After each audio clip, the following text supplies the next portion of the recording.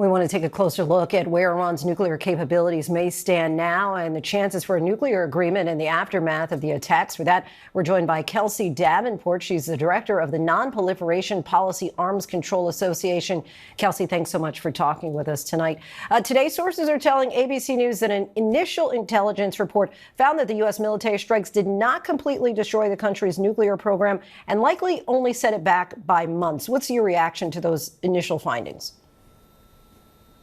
The initial findings are not surprising. I mean, Iran has spent years burying and hardening its nuclear facilities to withstand an attack such as this. And so it's not surprising that the United States was only able to damage some of these facilities. The unfortunate thing is that choosing to attack Iran while the U.S. and Iran were negotiating is also setting back diplomatic efforts. The U.S. has lost a lot of credibility at the negotiating table that's going to make an agreement more challenging going forward. And there have been indications, of course, that Iran moved much of their enriched uranium supply in advance of the attacks. Explain why that's so significant.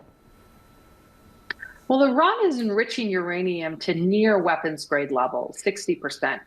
And this material can be much more quickly enriched to that 90%. So if Iran has diverted these materials from its declared sites, if it's stashed them at unknown locations, along with centrifuges, which are the machines that are used to enrich uranium, it could quickly reconstitute a uranium enrichment capacity that would bring Iran back to the threshold of nuclear weapons. So that's why, even though some of Iran's facilities were damaged, the program has not been significantly set back. And more concerningly, Iran may now be more politically motivated to actually develop nuclear weapons.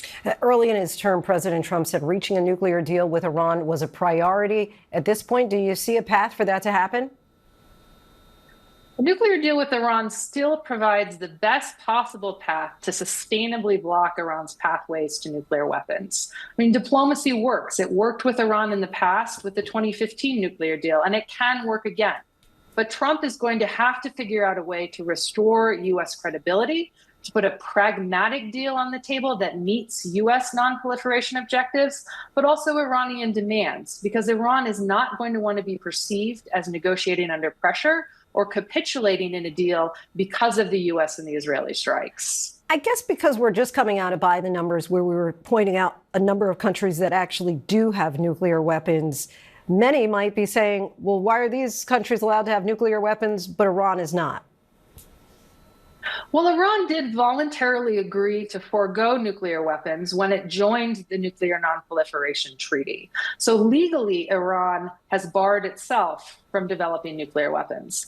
There is a real risk, though, that sentiment in Iran is shifting, and that policymakers around the supreme leader see the U.S. and Israeli attacks as reason to question Iran's membership in the Nuclear Nonproliferation Treaty and to consider pursuing nuclear weapons. I mean, there's a stronger argument growing now that Iran needs nuclear weapons to defend against future attack.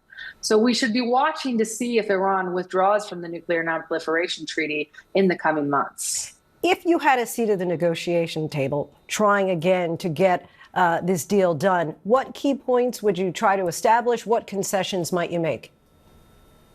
Well, there are still a lot of unknowns about the scope of Iran's program, what's left, where that highly enriched uranium is. So I would first prioritize trying to get International Atomic Energy Agency inspectors back into Iran just to assess what's left so that the U.S. can actually develop a negotiating position, based on Iran's current capabilities. But I think the U.S. also has to be a lot more realistic about what it puts on the table for Iran in return.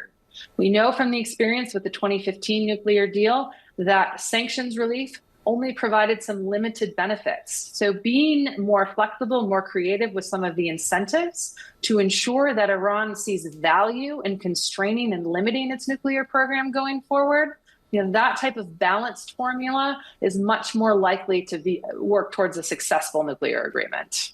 Nonproliferation Policy Arms Control Association Director Kelsey Davenport, we thank you so much for your time. Really appreciate it.